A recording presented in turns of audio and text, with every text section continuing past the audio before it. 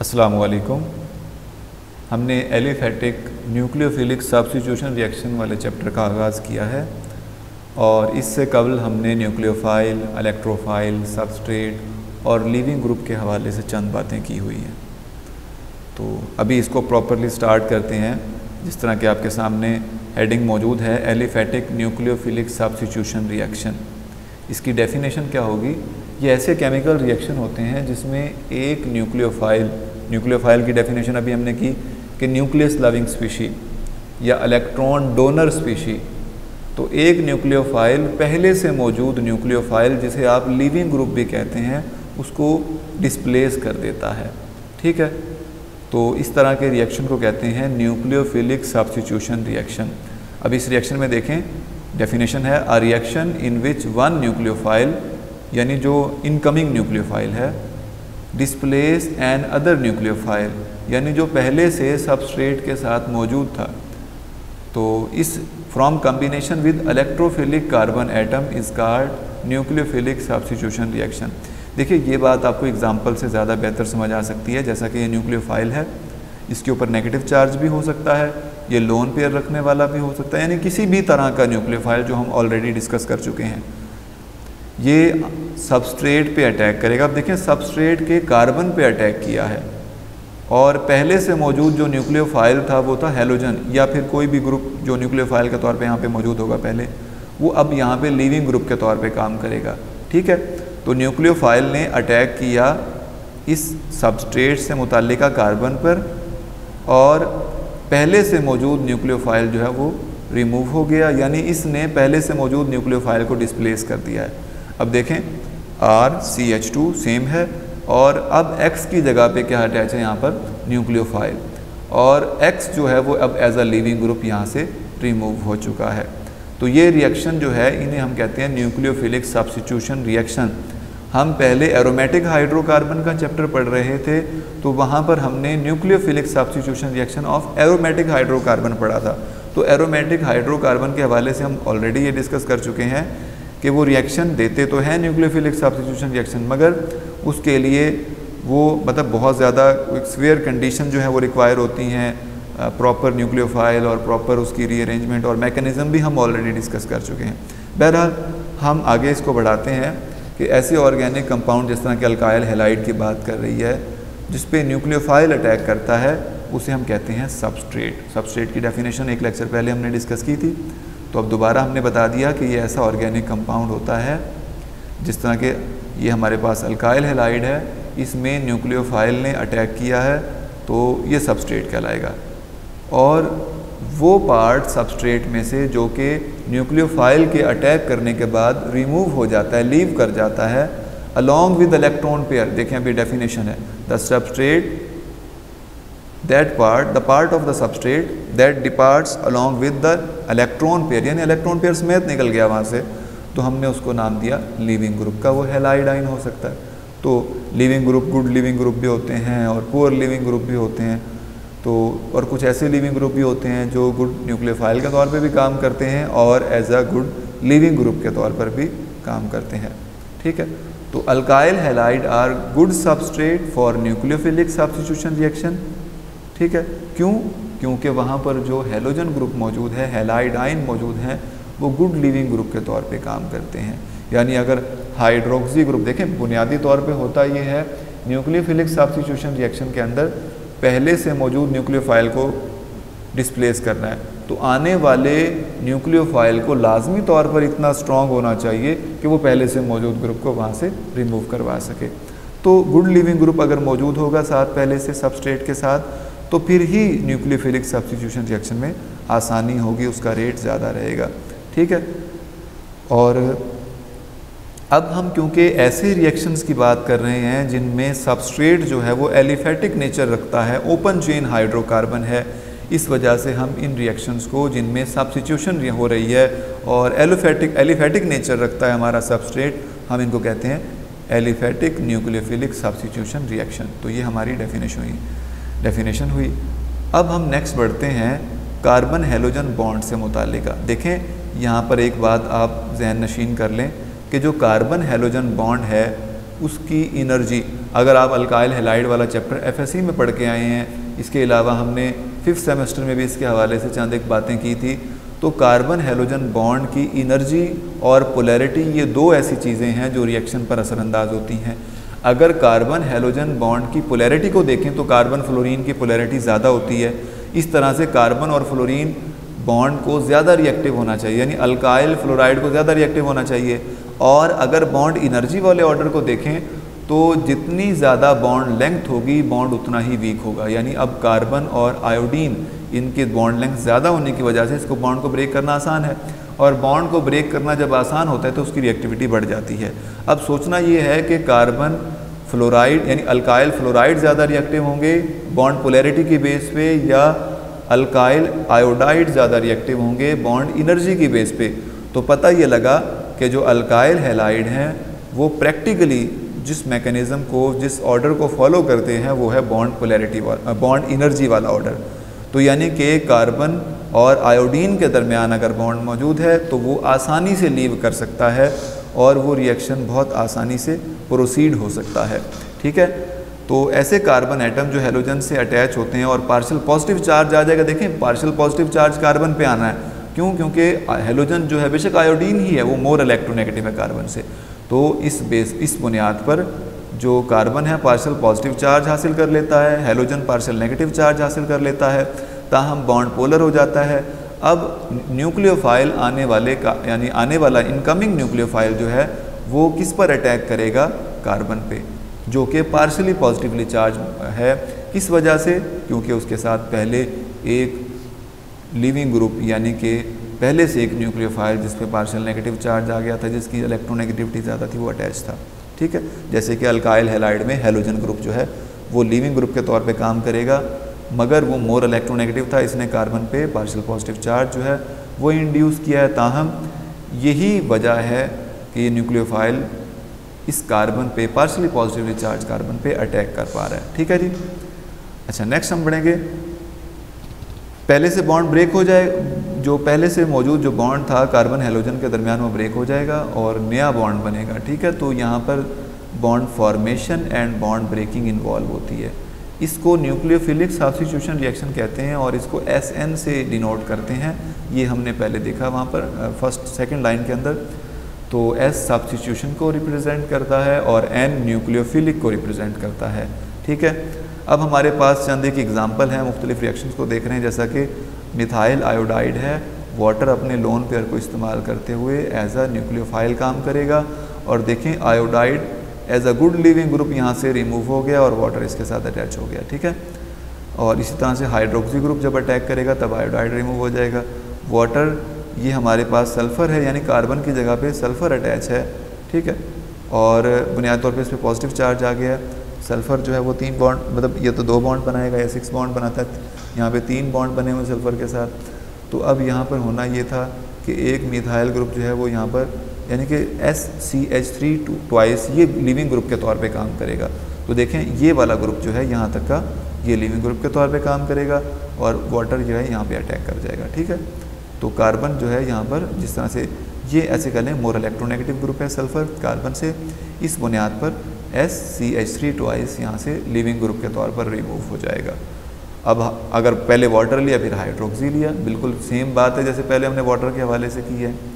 ठीक है, अब इस रिएक्शन के नतीजे में क्या हुआ, न्यूक्लियोफाइल अटैच हो गया सबस्ट्रेट के साथ और अब as a result of this reaction the alkyl group is attach to the nucleophile, यानी कि CH3 था ना जो, वो न्यूक्लियोफाइल से अटैच हो गया और अब इसे कहते हैं अल्काइलेटेड, यानी ये न्यूक्लियोफाइल अब अल्काइलेटेड न्यूक्लियोफाइल हो गया, अल्काइल ग्रुप ऐड हो गया इसके साथ। और बाज़ औक़ात ऐसा होता है सॉल्वेंट खुद न्यूक्लियोफाइल के तौर पे काम करने लगता है। जैसे वाटर को देखें, वाटर खुद एज अ न्यूक्लियोफाइल काम कर रहा है वहाँ पर, तो इस प्रोसेस को कहते हैं अब यहाँ पर सॉल्वोलाइसिस। ठीक है, यहाँ पे ना जिस तरह से अभी OH ट्वाइस है, यहाँ पे हाइड्रोजन रिमूव हो जाता है बाद में, तो ये OH के तौर पे यहाँ पे अल्कोहल की फॉर्म में रहेगा। ठीक है, thus a reaction in which water is use as solvent and also act as nucleophile, the reaction is called hydrolysis.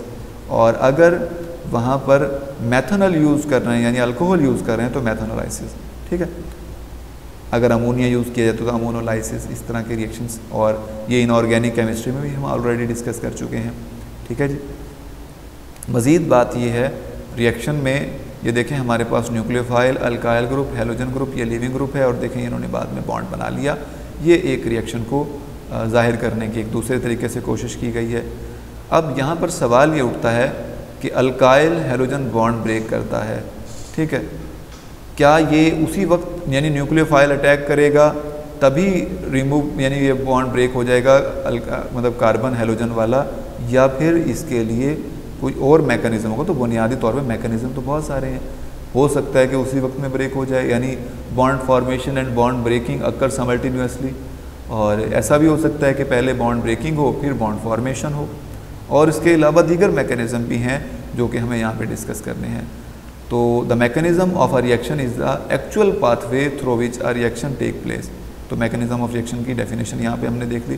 The mechanism of a reaction is the actual pathway through which a reaction take place, which bond are broken, which bond are formed, and in what order, how many steps are involved, and what is the relative rate of each step। Rate क्या है, order क्या है, किस तरह से react किया है, bond formation कब हुई है, बॉन्ड ब्रेकिंग कब हुई है, कितने रिएक्टेंट रेट डिटरमाइनिंग स्टेप में इन्वॉल्व है, सारी चीज़ें रिएक्शन के मैकेनिज़्म में डिस्कस की जाती हैं।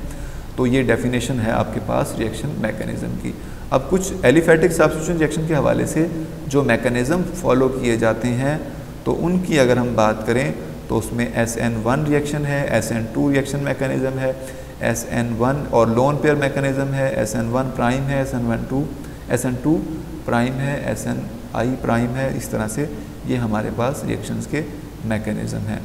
तो हम इनको ब्रीफली भी डिस्कस करने वाले हैं। तो देखते हैं कि कौन कौन से रिएक्शन है जी हमारे पास। तो बहरहाल हम SN1 रिएक्शन को भी साथ ही डिस्कस कर लेते हैं। देखिए SN1 रिएक्शन जो होता है वो यूनिमोलिक्यूलर न्यूक्लियोफिलिक सब्स्टिट्यूशन रिएक्शन होता है। FSC में भी आपने इसको बस बहुत शॉर्ट डिटेल आपने पढ़ी थी, मगर अब एलिफैटिक सब्स्टिट्यूशन रिएक्शन में भी आप इसको डिटेल में पढ़ने वाले हैं दोबारा फिर से। मगर कुछ ऐसी बातें हैं जो वहाँ पर आपने नहीं पढ़ी थी, अब आप उनको डिटेल में डिस्कस करने वाले हैं। तो यहाँ पर आपकी भरपूर तवज्जो चाहिए होगी कि इस रिएक्शन में क्या प्रोसेस चल रहा है, किस तरह से हुआ है। तो देखें ये नाम से वाज़ेह हो रहा है सब्स्टिट्यूशन, और N न्यूक्लियोफिलिक को रिप्रेजेंट कर रहा है, और 1 जो है वो यूनिमोलिक्यूलर को यानी एक मॉलिक्यूल जिसमें इन्वॉल्व होता है उस तरह के रिएक्शन को रिप्रेजेंट कर रहा है, ठीक है। और ये रिएक्शन 2 स्टेप्स पर मुश्तमिल होता है, ठीक है। 2 स्टेप इसमें इन्वॉल्व होंगे। In first step substrate ionise, जिस तरह से देखें हमारे पास है ये टर्शरी अल्काइल हैलाइड कार्बन, इसके साथ 3 दफ़ा मिथाइल ग्रुप अटैच हैं और एक साइड में ब्रोमाइड है। यानी यहाँ पे आप अगर इसको ओपन करके लिखें तो कुछ इस तरह की बात हम यहाँ पे कर सकते हैं कि यहाँ पे लिखेंगे आप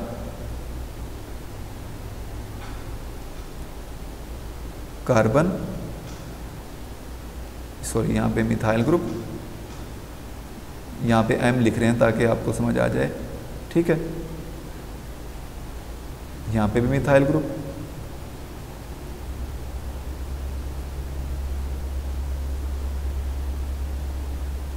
ठीक है, और यहाँ पर अटैच है ब्रोमाइड, ठीक है। तो हम यहाँ पे सॉरी ब्रोमाइड ही लिख लेते हैं, इससे बेहतर तो, ठीक है। तो ये इस तरह से मौजूद होगा। अब फर्स्ट स्टेप में क्या होना है जी, हमारे पास होगी आयोनाइजेशन, ठीक है।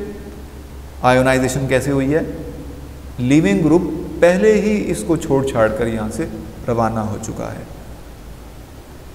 और ये बात याद रखिए, यहाँ पर ये रिएक्शन वैसे उन्होंने इरिवर्सिबल लिखा हुआ है, मगर आप यहाँ पे रिवर्सिबल का साइन लगाएंगे, ठीक है। ये गलती है, यहाँ पे आप इसको दुरुस्त फरमा लेंगे। स्लो स्टेप होगा क्योंकि आयोनाइजेशन है, बॉन्ड ब्रेकिंग इन्वॉल्व है यहाँ पर, तो slow step, rate determining step तो यही हुआ, आपको पता चल गया होगा इस हवाले से। अच्छा, अब सोचना ये है कि ये आयोनाइज हुआ ही क्यों, ना छोड़ के जाता ब्रोमाइड इस कार्बन को, क्यों इसने इस कार्बन को इस हद तक मजबूर कर दिया कि ये किसी और न्यूक्लियोफाइल के जाके कदम चूमे। तो बुनियादी तौर पे हुआ ये है कि टर्शरी कार्बोकैटाइन जो है वो ज़्यादा स्टेबल होता है। आपको हाइपर कॉन्जुगेशन का तस्वर होगा जो कि आपने फर्स्ट सेमेस्टर में पढ़ा था, ठीक है। हाइपर कॉन्जुगेशन क्या होती है, सिग्मा बॉन्ड की डीलोकलाइजेशन। तो देखें यहाँ पे 3 मतलब मिथाइल ग्रुप हैं और हर मिथाइल के साथ 3 हाइड्रोजन है, वो सब जब हाइपर कॉन्जुगेशन करेंगे 9 स्ट्रक्चर बनेगी हाइपर कॉन्जुगेशन की। तो ये तो बहुत ज़्यादा स्टेबल है। तो टर्शरी कार्बोकेटाइन सबसे ज़्यादा स्टेबल होता है, फिर सेकेंडरी और फिर प्राइमरी। तो कार्बोकेटाइन बन के स्टेबल, ज़ाहिर बात है स्टेबल है तो बनना चाहिए, इसको बनेगा, ज़रूर बनेगा। तो अब टर्शरी कार्बोकेटाइन सेकंड स्टेप में क्या करेगा, हाइड्रोक्सिल आयन इसके ऊपर अटैक करेगा। ये sp2 हाइब्रिडाइजेशन हो जाती है ना, आप देखें इसको इस तरह से लिखेंगे, ये भी बनाना ज़रा मुश्किल हो जाएगा। चलो बहरहाल बना के देते हैं आपको यहाँ पे। तो ये इस तरह से कार्बन लिखेंगे आप, CH3। ये काफ़ी डिफ़िकल्ट है यहाँ पे बनाना, मगर फिर भी देखें हम इतनी अपनी मेहनत शाखा करके आपको ये स्ट्रक्चर बना के दे रहे हैं। अगर अभी भी आपको समझ ना आए और आप इसको समझे ना, बनाए ना, तो फिर जो है वो आपकी नालायकी है ये।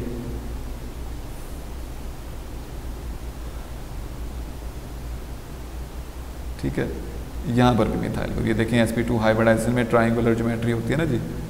जी ये कार्बन खूबसूरत बना है यहाँ पे।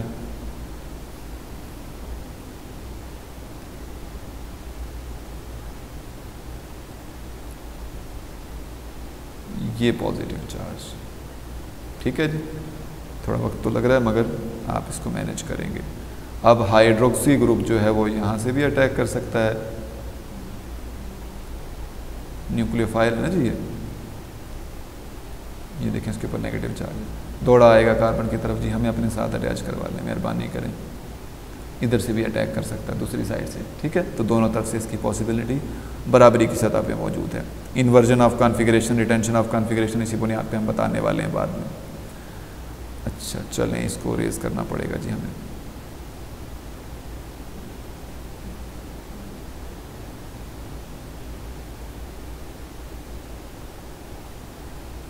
हमें रेजर नहीं मिल रहा है अभी यहाँ पे, चलें अंडू करते हैं इसको।